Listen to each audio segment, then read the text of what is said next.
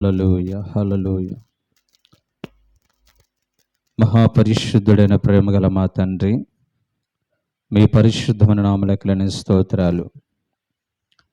ఈ మధ్యాహ్న కాల సమయంలో మరొక ఆరాధనలో పాలు పంచిన కృపిచ్చారు. నీ వాక్యాన్ని ధ్యానిస్తూ ఉండగా వాక్యము కరువైపోయే కడవరి దినాలలో నీ పరిశుద్ధమైన మాటలు మా జీవితాన్ని ఆదరించడానికి, ధైర్యపరచడానికి, సరిచేయడానికి కృప చూపించండి నాయన. అచ్చల్పున్న నన్ను మీ సిలువ చాటు మరుగుపరుచుకుని నీ ప్రజలకి అర్థమయ్యే రీతిలో మీరు వాక్యాన్ని బోధించమని, మీరే వినుచున్న వారికి గొప్ప ఆదరణ, నెమ్మది, ఓదార్పును కలుగు చేయమని యేసు నామమున బట్టి అడుగుచున్నాం తండ్రి, ఆమేన్. Praise the lord. హల్లెలూయా హల్లెలూయా. యోహాను శుభవార్త 11వ అధ్యాయము 50వ వచనాన్ని మనం చదువుకుందాం. పరిశుద్ధమైన బైబిల్ గ్రంథాల నుంచి యోహాను శుభవార్త 11వ అధ్యాయము 50వ వచనం. మన జనమంతయు నశింపకుండునట్లు ఒక మనుష్యుడు ప్రజల కొరకు చనిపోవుట మీకు ఉపయుక్తమని మీరు ఆలోచించుకొనరు అని వారితో చెప్పెను. Praise the lord. Hallelujah hallelujah. Right. అందరి కొరకు ఒక మనుష్యుడు మరణించాలి. అలా మరణించడం అనేది మనందరికీ కూడా ప్రయోజనకరమైనది అని చెప్పి ఈ మాట ప్రధాన యాజకుడుగా యేసుక్రీస్తు ప్రభువారు సత్సరుడుగన్న దినాలలో ఆ యొక్క దేవాలయానికి ప్రధాన యాజకుడుగా ఉన్నటువంటి కయప్ప క్రీస్తు శకం 25వ సంవత్సరం నుంచి క్రీస్తు శకం 36వ సంవత్సరం వరకు ఈ యొక్క కయప్ప అనేటువంటి వ్యక్తి ఇశ్రాయేలు ప్రజలకి ప్రధాన యాజకుడిగా ఉన్నాడు.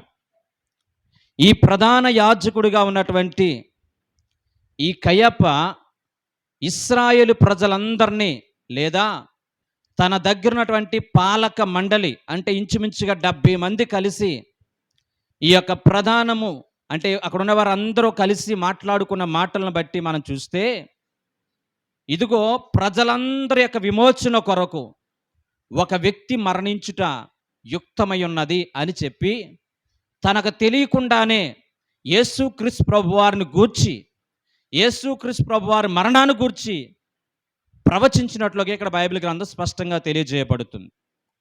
యేసుక్రీస్తు ప్రభువారు ఈ భూలోకానికి వస్తారని, ఆయన కలువరిశిలువలో ప్రాణం పెడతారని, పునరుద్ధానుడై తిరిగి లేచి ఆయన మరణాన్ని జయిస్తాడని అనేకమైనటువంటి ప్రవక్తలు ప్రవచించినట్లుగానే యేసుక్రీస్తు ప్రభువారు ఈ లోకానికి లేఖనం ప్రకారంగా ఆయన ఈ లోకానికి అరుదోయించి, ఆయన ఈ లోకంలో కలువరిశిలువలో ప్రాణం పెట్టి తన అమూల్యమైన రక్తాన్ని చిందించి సమస్త మానవాళిని, దేవునితో సత్సంబంధం కోల్పోయిన మానవాళిని, అనేకమైనటువంటి బంధకాల చేత బంధించబడిన మానవాళిని దేవునితో తిరిగి పునరుద్ధరింప చేయడానికి యేసుక్రీస్తు ప్రభువారు ఈ లోకానికి నరరూపుగా వచ్చి ఆయన సిలువలో యాగమైపోయి సమస్త మానవాళిని రక్షించడానికి, సమస్త మానవాళిని ఆ బంధకాల్లోంచి, పాపం నుంచి విమోచించడానికి, సమస్త మానవాళిని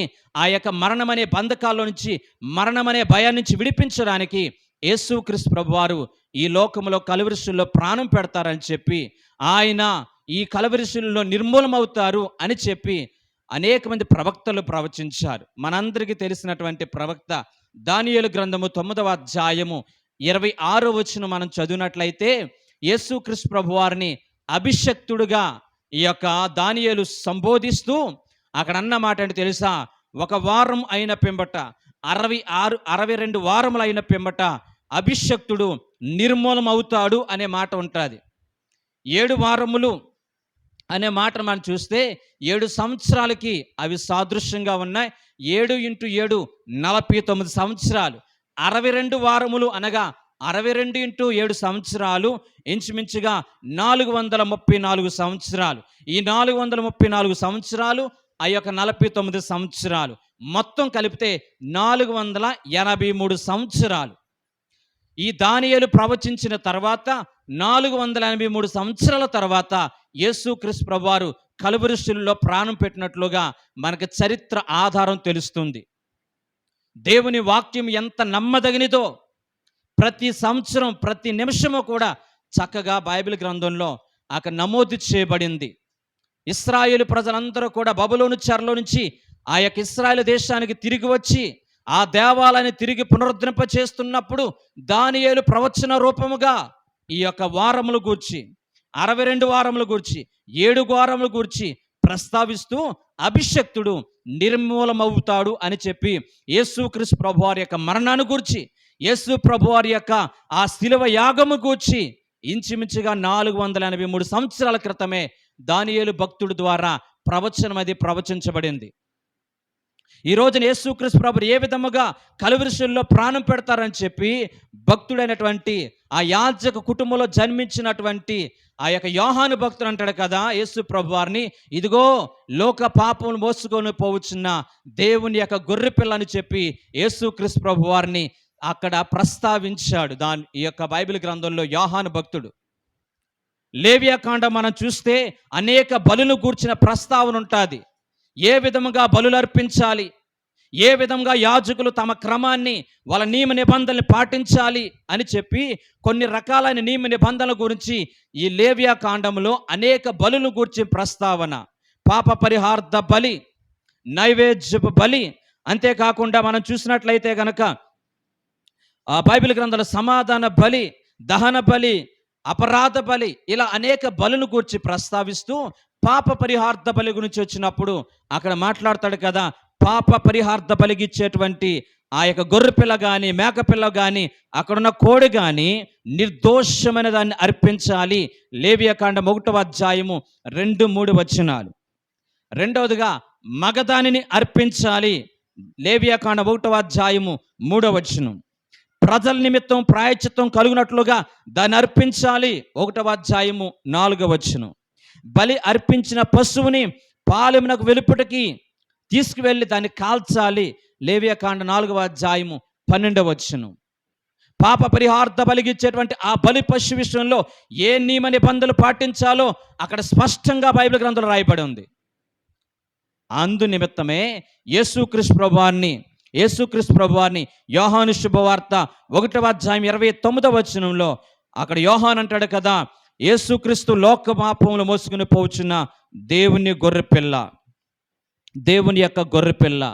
ఈయన ఒక యాజ కుటుంబంలో జన్మించాడు యోహాన్. వాళ్ళ నాన్నగారు యాజకత్వం చేసేవారు, జకర్యా, ఎలిజబెత్. అందును కాబట్టి యేసుక్రీస్తు ప్రభువును గురించిన ప్రస్తావించేటప్పుడు ఆయన దేవుని యొక్క గొర్రెపిల్లగా బలైపోవడానికి లోకానికి వచ్చాడు. రెండోదిగా యేసు ప్రభువును గురించి నిర్దోషమైన గొర్రెపిల్లగా ఉన్నాడని చెప్పి 1 పేతురు రాసిన పత్రిక 1వ అధ్యాయము 18-19 వచనంలో రాయబడి ఉంది. మూడోదిగా ఆయన గవిని ఎదుట శ్రమ పొందెను అనే మాట హెబ్రీయులకు రాసిన పత్రిక 13వ అధ్యాయము 10వ వచనంలో ఆయన గవిని ఎదుట ఆయన శ్రమ పొందెను, కపాలం అనే ప్రాంతంలో ఆయన శిలువ శ్రమ పొందెను అనే మాట ఉంటుందండి.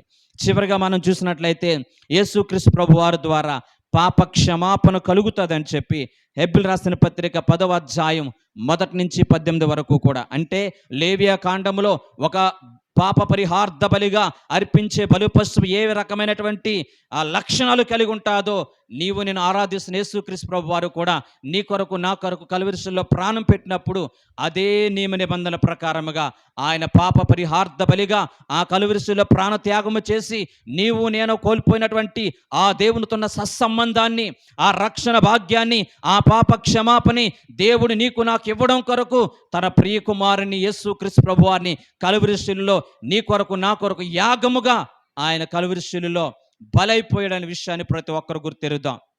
ఈరోజు నీ కయ్యప్ప అనేటువంటి వ్యక్తి అంటున్నాడు, ఒక వ్యక్తి ప్రజలందరి కొరకు చనిపోవాలి, ప్రపంచంలో ప్రజలందరి నిమిత్తమై ఒక మనిషి చనిపోవాలని చెప్పి ప్రవచనాత్మకంగా ఈ కయ్యప్ప అక్కడ మాట్లాడినప్పటికీ కూడా ఈ కయ్యప్ప యొక్క హిస్టరీ మనం చూస్తే కయ్యప్ప అనే మాటకు అర్థము నొక్కేవాడు అని అర్థం. ఈ కయ్యప్పకి ఈ యొక్క యాజకత్వపు యాజకత్వపు పదవి ఎలా వచ్చిందంటే తన మామయ్య గారి ద్వారా వచ్చింది. అలా మామయ్య గారు అన్న తను యాజకత్వం చేస్తూ ఉండేవాడు. యాజకత్వం చేస్తూ ఉంటూ ఇంకా పదవి ఉండగానే అతడు రిటైర్మెంట్ అయిపోయి ఈ పదవిని నా అల్లుడికి ఇస్తున్నానని చెప్పేసి కయ్యప్పకి ఇచ్చాడు. అంటే ఇది వారసత్వంగా వచ్చేటువంటి పదవి తప్ప దేవుని యొక్క చిత్త ప్రకారంగా అభిషక్తునికి లేదా దేవుని యొక్క పిలుపులో ఉన్న వారికి వచ్చింది కాదు. ఆ రోజుల్లో ఈ యొక్క ప్రధాన యాజకత్వం అనేది వంశ పారపర్యంగా వచ్చేది. నా తర్వాత నా కొడుకే ఇది చెయ్యాలి, నా తర్వాత నా యొక్క అల్లుడే ఇది చెయ్యాలి, నా తర్వాత నా ఇంట్లో వాళ్ళు ఇది చేయాలి అనేటువంటి ఉద్దేశంతో ఈ యొక్క యాజకత్వాన్ని వాళ్ళ ఇంటి వారే, వాళ్ళు అర్హుడు కాకపోయినా, వాడికి టాలెంట్ ఉన్నా లేకపోయినా ఒకరి తర్వాత ఒకరు దాన్ని పంచుకుంటూ పదవిని ఒకరి తర్వాత ఒకరు వారసత్వం ఇచ్చుకుంటూ వెళ్ళేవారు. ఇలా జరుగుతున్నటువంటి రోజుల్లో యేసుక్రీస్తు ప్రభువారు ఆయన జన్మించిన దినాలలో ఆయన పెద్దవాడై మనుషులు యందును దేవుని దయందును అతడు వర్ధిల్లుతూ ఉన్నటువంటి సమయంలో ఆయన చేసిన కార్యాలేంటి, ఆయన ఇచ్చినటువంటి విలువైన బోధనలు బట్టి ప్రజలందరూ కూడా ఆయన వైపు ఆకర్షితులు అవుతున్నారు. ఆయన చెప్తున్న మధురమైన మాటలు విని అనేక మంది వాళ్ళ బ్రతుకులు మార్చుకుంటున్నారు, అనేక మంది స్వస్థపరచబడుతున్నారు, అనేక మంది జీవితాల్లో అద్భుతాలు జరుగుతూ ఉంటున్నాయి, ఆయన వెంబడి అనేక మంది వెళుతూ ఉంటున్నారు. ఇలా జరుగుతున్నటువంటి సమయంలో ఇప్పుడు కయ్యప్పకి అనేక ఆలోచనలు వచ్చినాయి. మొదటి ఆలోచన ఏంటి అని మనం చూస్తే అధికారపు సవాలు. అయ్యో, ఇంతవరకు కూడా నేను ప్రధాన యాజకుని కాబట్టి నా దగ్గర ఇంచుమించుగా 70 మంది పాలక మండలి ఉన్నారు. ఆ 70 మందిలో నేను సుప్రీం. నేను మాట్లాడుతున్నట్లుగానే వాళ్ళు వినాలి, నేను చెప్పినట్లుగానే వాళ్ళు చెయ్యాలి అని చెప్పి ఇంత అధికారాన్ని నేను చలామణి అవుతున్నాను అధికారంతో. ఇప్పుడు ప్రజలందరూ కూడా ఆయన వైపు వెళ్ళిపోతే నా అధికారం ఏమైపోతుంది, నా గౌరవం ఏమైపోతుంది? అందరూ కూడా మందిరానికి రాకుండా, మందిరంలో వాళ్ళు ఇవ్వాల్సినటువంటి వాటిని ఇవ్వకుండా మందిరం యొక్క ఖజానా ఏమైపోతుంది?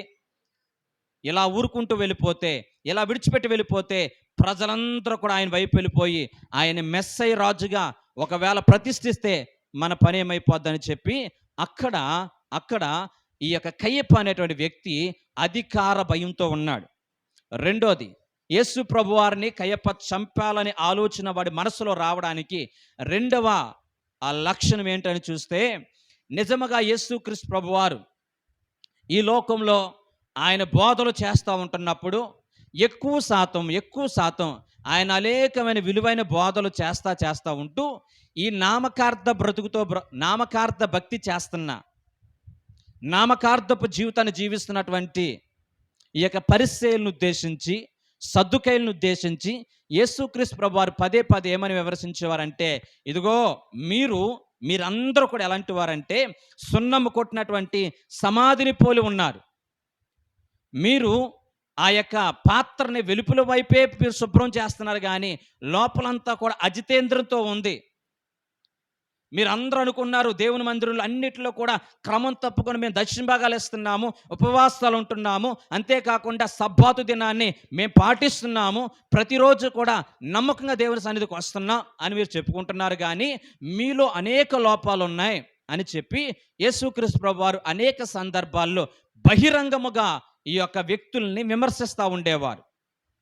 అలా విమర్శిస్తున్నప్పుడు వాళ్ళ బ్రతుకులు మార్చుకుని, నిజమే మనమందరము కూడా హైపోక్రసీ అనగా మేమందరము కూడా ఎలా బ్రతుకుతున్నామంటే వేషధారులుగా బ్రతుకుచున్నాం, మనసులో ఒకటి పెట్టుకుని పైకొకలా బ్రతుకుచున్నాం అని చెప్పి పశ్చాత్తాపడే బదులుగా వాళ్ళందరూ కూడా ఏం చేస్తారో తెలిసిందే, ఆయన మీద కోపం పెట్టుకుంటారు. చదవని బైబిల్ గ్రంథంలో మత్తయి శుభవార్త 23వ అధ్యాయము 23 నుంచి 25వ వచనం వరకు కూడా, అయ్యో శాస్త్రులారా, పరిసయ్యులారా, మీరు పుదీనాలోను జీలకర్రలోను 10వ వంతు చెల్లించి ధర్మశాస్త్రములో అనగా న్యాయమును, కనికరమును, విశ్వాసమును విడిచిపెట్టి తిరిగి వాటిని మానక వీటిని చేయండి. ప్రైజ్ ద హల్లెలూయా. ఈ యొక్క శాస్త్రుల్ని, పరిసయ్యుల్ని, సద్దుకాయలను ఉద్దేశించి ప్రభు మాట్లాడిన మాట ఒకటే, అయ్యో అయ్యో మీరందరూ కూడా భక్తి అనేటువంటి ఒక ఆచారమైన స్థితిలో మీరు బ్రతుకుచూ ఉన్నారు. ఒక విశ్వాసి ఎలా బ్రతకాలని ధర్మశాస్త్రం అని బోధిస్తుంది. మీరందరూ కూడా అన్ని విషయాల్లో క్రమంగానే ఉంటున్నారు, మందిరానికి క్రమంగా వస్తున్నారు, సబ్బాతును ఆచరిస్తున్నారు, విశ్రాంతి దిన పరిశుద్ధంగా ఆచరిస్తున్నారు. అయినప్పటికీ కూడా మీరు అస్సలేనిది ఏంటో తెలుసండి, కనికరము లేకుండా బ్రతుకుతున్నారు, న్యాయం లేకుండా బ్రతుకుతున్నారు, విశ్వాసం లేకుండా బ్రతుకుతున్నారు. అవి చేస్తూ వీటిని చేస్తూ బ్రతకండి అని చెప్పి అక్కడ వాళ్ళని హెచ్చరిస్తే, బహిరంగంగా హెచ్చరిస్తే, ఆ హెచ్చరికలను వీళ్ళు చాలా కోపంగా తీసుకున్నారు. ఆ హెచ్చరికలను వీళ్ళు చాలా బాధతో తీసుకున్నారు.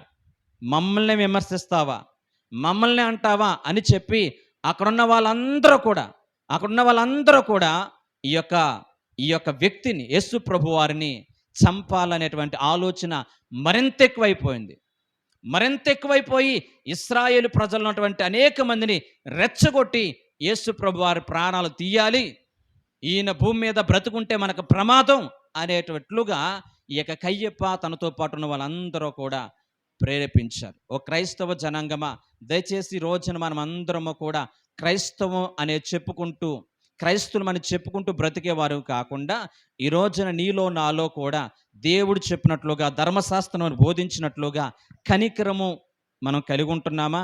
రెండోదిగా న్యాయంగా మనం బ్రతుకుచున్నామా? మూడోదిగా దేవుని పట్ల విశ్వాసాన్ని పెంపొందించగలుగుతున్నామా? ఏది మనలో ఈ రోజున దేవుని మందిరానికి వచ్చే మన జీవితాలలో ఏది ఎంత న్యాయంగా మనం బ్రతుకుచున్నాం? మన ఇంటి వారికి, మన అత్తింటి వారికి ఒకే రకమైన న్యాయబద్ధమైనటువంటి వ్యక్తులుగా మనం ఉంటున్నామా?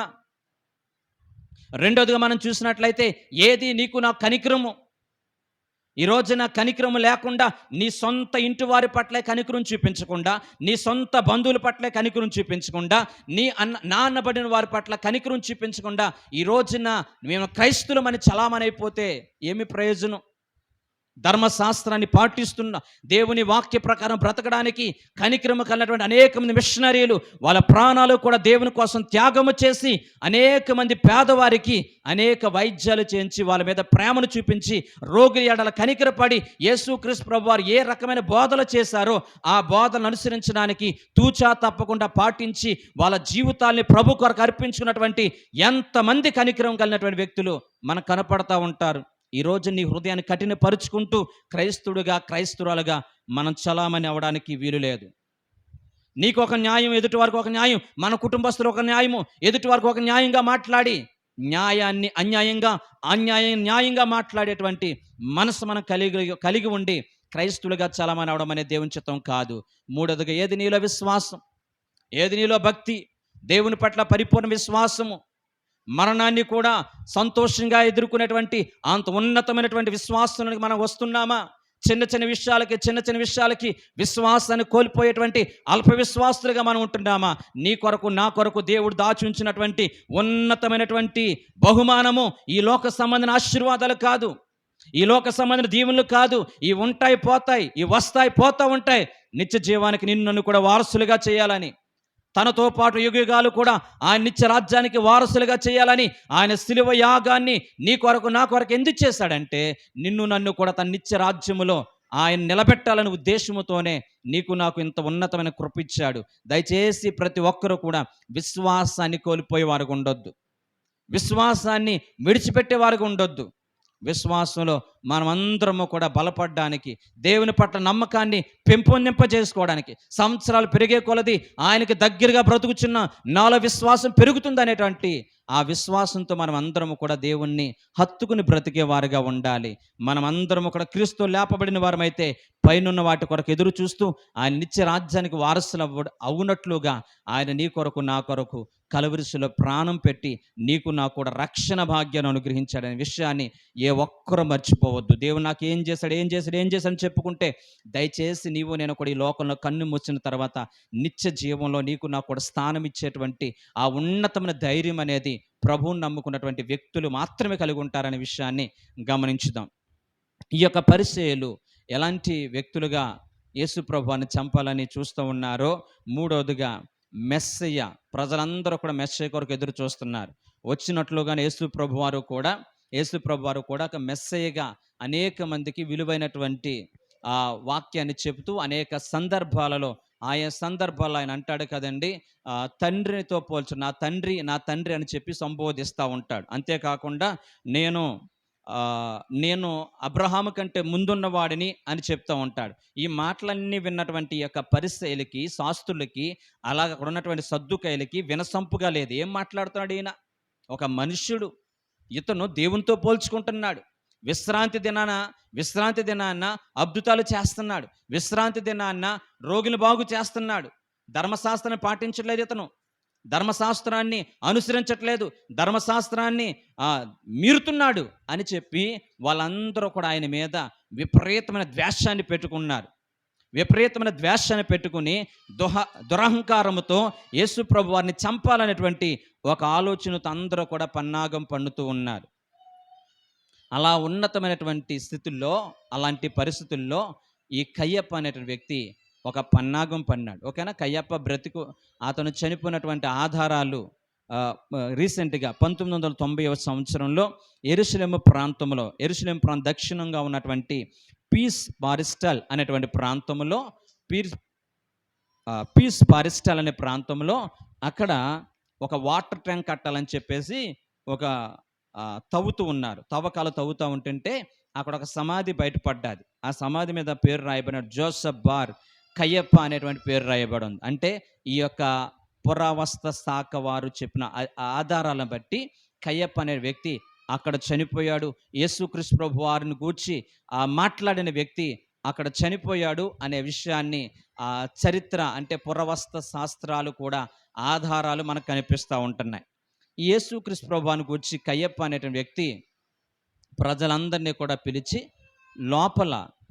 లోపల ఒక రకమైనటువంటి కోపాన్ని, ఒక రకమైన ద్వేషాన్ని, ఒక రకమైన అసూయని పెట్టుకుని పైకి ఎలా మాట్లాడతాడంటే ప్రజలందరినీ కూడా పిలిచి ఇదిగో ఈ యొక్క యేసుక్రీస్తు ప్రభువారు, యేసుక్రీస్తు అనేక అద్భుతాలు చేస్తున్నాడు. ప్రజలందరూ కూడా ఆయన వెంట వెళ్తున్నారు. కాబట్టి ఆయన ఒక రాజ్యాన్ని స్థాపిస్తే ఈ విషయము మన దేశాన్ని పరిపాలించేటువంటి ఆ యొక్క రోమా ప్రభుత్వం వారికి తెలిస్తే ఈ మనుషుని బట్టి మనందరిని కూడా చంపేస్తారు. కాబట్టి మనందరం బ్రతుకున్నట్లుగా ఈ మనిషిని చంపేద్దాం అని చెప్పి ఒక ఆలోచన చెప్తాడు. అంటే అప్పటికే యేసు ప్రభువుని చంపాలని చాలాసార్లు ప్రయత్నాలు చేస్తారు. ఆయన దగ్గర ఉన్నటువంటి కొంతమంది గూండాలని డబ్బిచ్చి పంపించి యేసు ప్రభువుని చంపేండ్రని పంపించారు. పంపిస్తే ఆయన గడి ఇంకా రాలేదు కాబట్టి వీళ్ళు ఆయన చంపడానికి వెళ్ళి వెనకాల కూర్చుని ఉంటే ఈయన బోధ చేస్తున్నారు. అద్భుతమైన మాటలు ఉంటాయండి. ఇంటికి వెళ్ళిన తర్వాత యోహాను శుభవార్త 7వ అధ్యాయము 45 నుంచి 53 వరకు మీరు చదివినట్లయితే, ఇంటికి వెళ్ళిన తర్వాత యోహాను శుభవార్త 7వ అధ్యాయము 45 నుంచి 53 వచనం వరకు మనం చూసినట్లయితే అద్భుతమైన మాటలు ఉంటాయండి. అక్కడ చంపడానికి వెళ్ళినటువంటి వాళ్ళందరూ కూడా యేసుక్రీస్తు ప్రభువారు చెప్తున్న మాటలు, యేసు ప్రభువారు చెప్తున్న బోధలు, యేసు ప్రభువారు ప్రకటిస్తున్న ఆ మాటలు విన్నటువంటి వీళ్ళు వాళ్ళ హృదయాలు మార్చుకుని, వాళ్ళ బ్రతుకులు మార్చుకుని తిరిగి వచ్చి, అయ్యా మేము ఆయన మాటలు విన్న తర్వాత ఆయన చంపాలనే మా మనసులో చచ్చిపోయింది. అసలు ఆయన ఎందుకు చంపాలి? ఆయన మాట్లాడుతున్న మాటలు, ఆయన ఇస్తున్న బోధలు మా బ్రతుకులో ఏ మనుషుల ద్వారా కూడా వినలేదు. మేము ఆయన వెంబడిస్తామని చెప్పి వెళ్ళిపోయారు.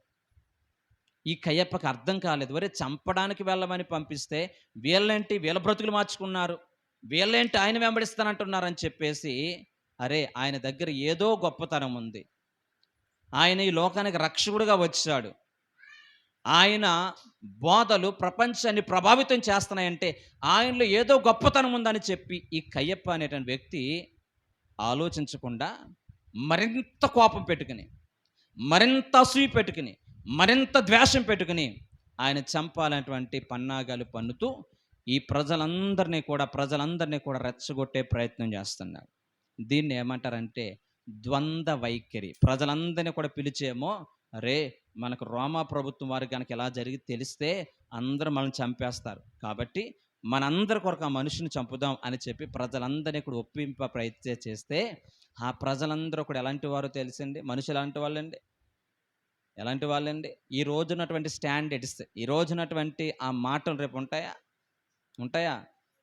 మనుషులు ఎలా పడితే అలా మారిపోతారు. నిజంగా అలా మారిపోతే ఈ రోజున ఎంతమంది దేవుని ప్రభువుని హత్తుకుని బ్రతకాలండి?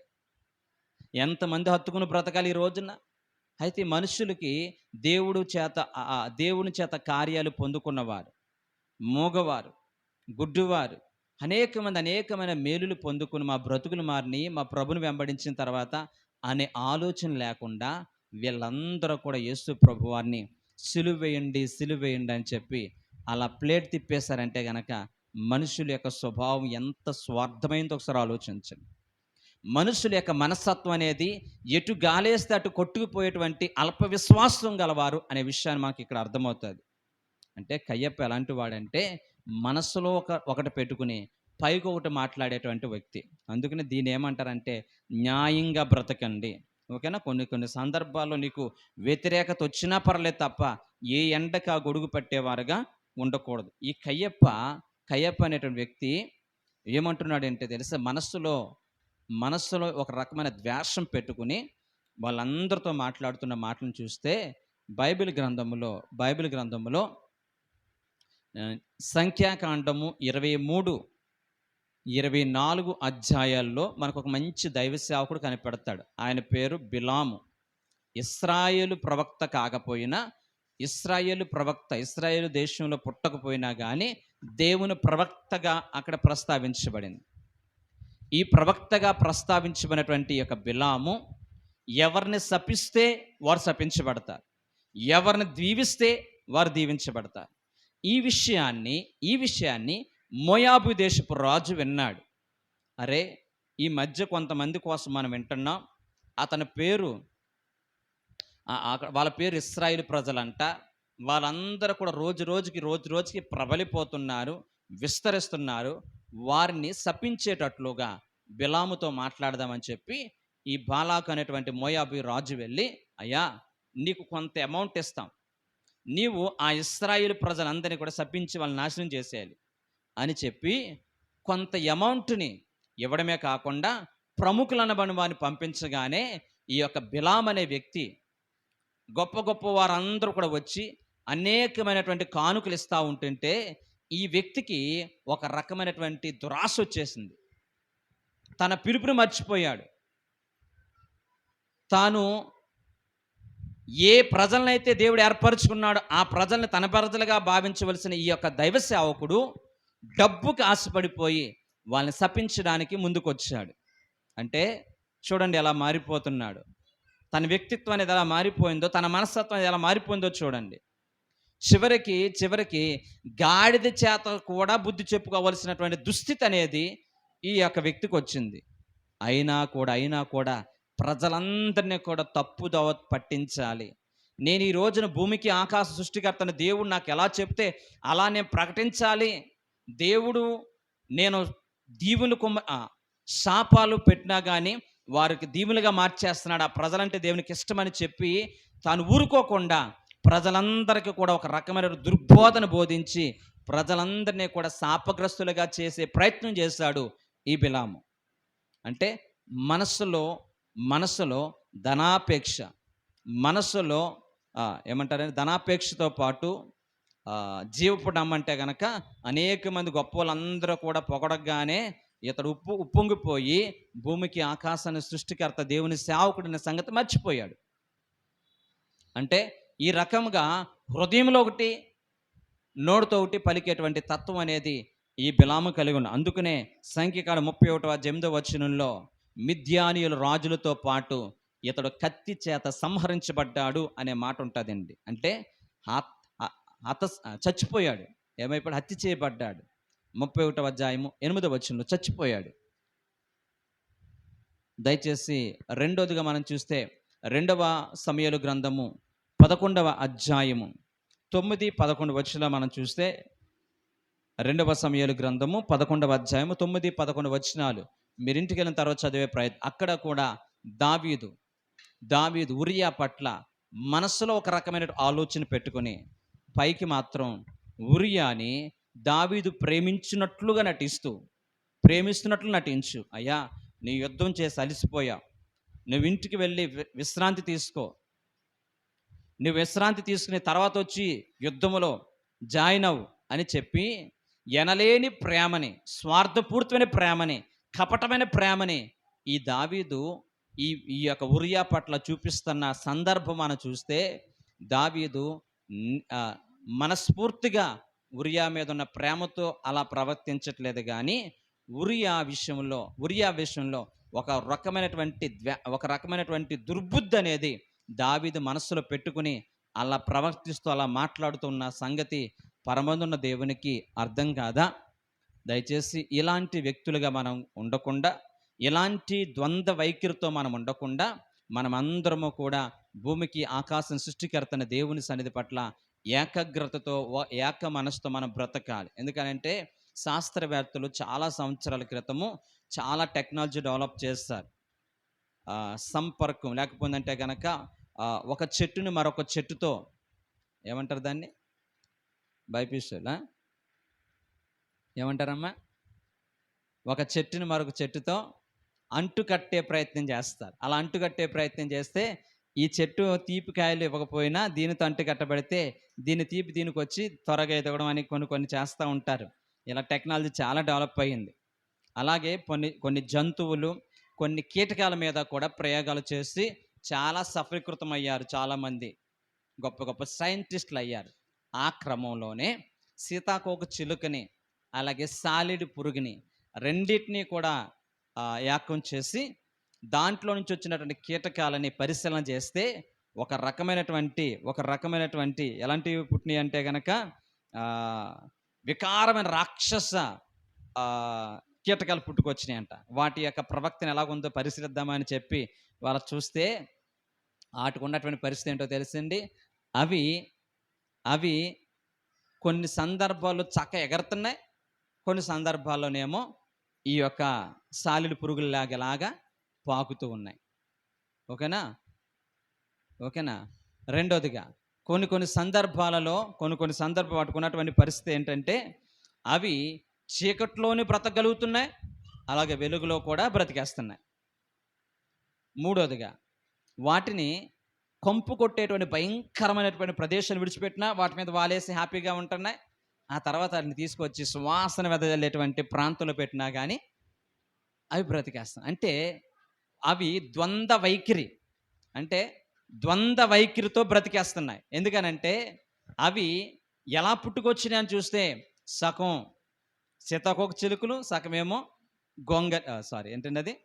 సాలిడ్ పురుగు. అలాగే మనం కూడా లోకము దేవుడు అనుకున్నట్లయితే గనక మనం కూడా ఎలా మారిపోతామంటే ద్వంద్వ వైఖరితో మారిపోయేటువంటి ప్రమాదం మనకు వాటిల్లుతూ ఉంటుంది. అందుకనే దయచేసి ప్రతి విశ్వాసి కూడా దేవుని పట్ల సంపూర్ణ విశ్వాసంతో మనం ముందుకు సాగిపోయే వారు ఉండాలి. ఈ లోకమంతా కూడా మనల్ని ఆకర్షిస్తుంది, ఈ లోకమంతా కూడా మనం భక్తిలో మనల్ని దిగజార్చే ప్రయత్నం చేస్తుంది. కనుక మనమందరము కూడా దేవుణ్ణి సంపూర్ణమైనటువంటి మనస్సాక్షితో దేవుని వెంబడించేటువంటి కృప దేవుడు మనందరికీ దయచేయునుగాక. ఆమేన్. హల్లెలూయా. రెండవ మాట ఈ యొక్క యోహాను సువార్త 50వ అధ్యాయము 11వ అధ్యాయము 50 నుంచి 52 వరకు చదువుకుందాం.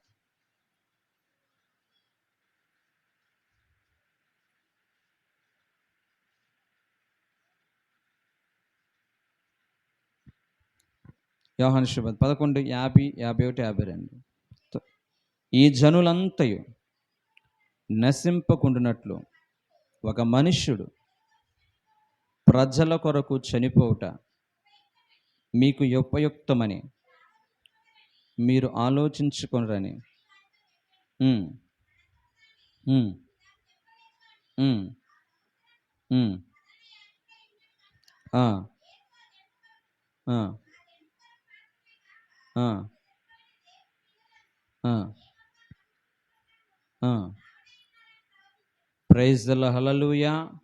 యోహాను శుభవార్త 18వ అధ్యాయము 14వ వచనం కూడా ఒకసారి చదువుకుందాం. యోహాను శుభవార్త 18వ అధ్యాయం 14వ వచనం.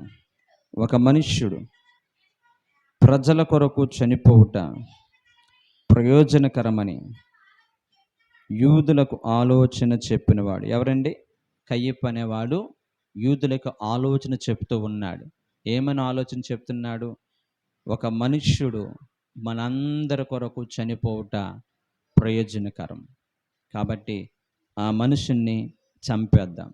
మనందరి కొరకే కాదు, ప్రజలందరి కొరకు కూడా చనిపోవాలి పాప పరిహార్థ బలిగా. ఈ యాజకుడు దేవాలయంలోకి వెళ్ళి ప్రతి సంవత్సరం ప్రధాన యాజకుడు తనది కానటువంటి రక్తము ద్వారా ప్రజలందరి యొక్క పాపల నిమిత్తమై పాప ప్రాయశ్చిత్తముగా ఆ యొక్క పరిశుద్ధమైనటువంటి ఆ స్థలంలోనికి, అతి పరిశుద్ధ స్థలంలోకి వెళ్ళి సంవత్సరం ఒక్కసారే బలులు అర్పించేవాడు. ఇప్పుడైతే యేసుక్రీస్తు ప్రభువారు కలువరి శిలువలో ప్రాణం పెట్టడం కారణాన్ని బట్టి అతి పరిశుద్ధ స్థలానికి ఉన్నటువంటి ఆ అడ్డుగోడ చీలిపోయి ప్రజలందరి నిమిత్తము ఒకే ఒక్కసారి ఆయన వదకు తేబడిన గొర్రె పిల్లవలే ప్రజల యొక్క పాప ప్రాయశ్చిత్తమిత్తమై ఒక్కసారే ప్రజలందరి నిమిత్తమై చనిపోయాడు అనే విషయాన్ని హెబ్రీయులకు రాసిన పత్రిక 10వ అధ్యాయము మొదటి నుంచి 7 వచనాలు మనం చూసినట్లయితే ఒక్కసారి యేసుక్రీస్తు ప్రభువారు కలువరి శిలువలో ప్రాణం పెట్టి దేవునికిని మానవునికిని కోల్పోయినటువంటి ఆ సత్సంబంధాన్ని, మొదటి ఆదామైనటువంటి ఆదాము చేసిన అవిధేయతను బట్టి వచ్చినటువంటి ఆ మరణమైనటువంటి శాపాన్ని, దేవునితో ఉన్నటువంటి ఆ ప్రేమ బంధాన్ని కోల్పోయిన మనిషిని దేవునితో పునరుద్ధరింప చేయడానికి, మరణ భయంలో నుంచి విడిపించడానికి, తండ్రి ప్రేమని పునరుద్ధరింప చేయడానికి ఆ యేసుక్రీస్తు ప్రభువారు ఆ భూలోకానికి ఆకాశానికి మధ్య వేలాడి నిన్ను నన్ను కూడా మరణ భయంలోంచి విడిపించి పాపక్షమాపణ కలుగజేసి నిత్య జీవానికి వారసులు చేయనట్లుగా ఆయన నీ కొరకు నా కొరకు ఒకేసారి కలువరి శిలువలో ప్రాణం పెట్టి మనుషులందరి నిమిత్తమే ఆ యేసుక్రీస్తు ప్రభువారు ప్రాణత్యాగం చేశారు. ఆ ప్రాణత్యాగం చేసిన దేవుని కొరకు ఈ రోజున ప్రపంచంలో అనేక మంది క్రీస్తు కొరకు నమ్మకస్తులుగా బ్రతకడమే కాకుండా అవసరమైతే గనక ప్రాణాలైనా అర్పించడానికి సంసిద్ధం కలిగి, ఒక న్యాయబద్ధమైనటువంటి, రెండవదిగా కనికరము స్వభావం కలిగి విశ్వాసాన్ని కాపాడుకుంటూ బ్రతుకుట క్రీస్తే చావైతే మేలని చెప్పి ఆ శిలువ యాగమును కొరకు దేవుడు చేసిన ఆ యాగాన్ని జ్ఞాపకం చేసుకుంటూ విశ్వాసులు ముందుకు సాగిపోతూ ఉన్నారు. దయచేసి ఇలాంటి ఉన్నతమైనటువంటి వ్యక్తుల మధ్య, అనేకమైనటువంటి సమర్పణ కలిగినటువంటి ప్రజల మధ్య, గొప్ప గొప్ప సేవకుల మధ్య, గొప్ప గొప్ప విశ్వాసుల మధ్య బ్రతికేటువంటి మన జీవితాలలో ప్రభు కొరకు నీ వైఖరి, ప్రభువును గూర్చిన ఎలాంటి అవగాహన కలిగి ఉన్నావు, ప్రభును గూర్చి ఎలాంటి ఉద్దేశాలు కలిగి ప్రభుని వెంబడిస్తున్నావు. దయచేసి రేపు నీదో కాదో తెలియదు. ఈ లోకంలో కన్ను మూస్తే పరలోక రాజ్యంలో కన్ను తెరిచేటువంటి ఆ ఉన్నతమైనటువంటి ధైర్యాన్ని మనం పొందుకోవాలని ఆ కృపగల దేవుడు నీకు నాకు కూడా రక్షణ భాగ్యాన్ని, ఉచితంగా రక్షణ ఇవ్వడానికి కలువరి శిలువలో ప్రజలందరి నిమిత్తమై ఆయన చనిపోయాడు. దేవునితో ఉన్నటువంటి అనుబంధాన్ని తిరిగి పునరుద్ధరింపజేశాడు. మనమందరము కూడా ఈ విషయాన్ని గుర్తుపెట్టుకుంటూ ఈ మధ్యాహ్న కాల సమయంలో ఒక నిజమైన క్రైస్తవుడుగా కనికరమును ప్రేమిస్తూ, న్యాయంగా బ్రతుకుతూ, విశ్వాసంలో బ్రతికి దేవునికి కొరకు బ్రతకాలని మనస్ఫూర్తి కోరుకుంటూ ఈ మాటలు ముగిస్తున్నాను. దేవుడు మనందరినీ కూడా దీవించునుగాక. ఆమేన్. ప్రార్థన చేసి అందరూ కూడా తలలు వంచండి. మహాపరిశుద్ధుడైన ప్రేమగల మా తండ్రి, అచ్చలుపు నన్ను మీ సిలువ చట్టం మరుగుపరుచుకొని సిలువ యాగముకు వచ్చి ప్రజలందరి నిమిత్తం ఒక మనుషుడు చనిపోవాలని, ఆ కలువరిశిలో మీరు చేసిన యాగము ద్వారా ప్రజలందరికీ కూడా మేలు కలిగిందని, అందుకనే మేమందరము కూడా నీ యొక్క మరణాన్ని సంతోషంగా మేము భావించి శుభశుక్రవారముగా మా జీవితాల్లో ప్రభు మేము జరుపుకుంటూ ఉంటున్నాం. నిన్ను గూర్చి, సిలువను గూర్చి, రక్షణ గూర్చి ఒక అవగాహనతో బ్రతికే కృప మాకు ఇమ్మని, ఈ వాక్యం అనేక మంది జీవితాలు నీరు కట్టి ఫలింప చేయమని యేసు నామమున అడుగుచున్నాం తండ్రి.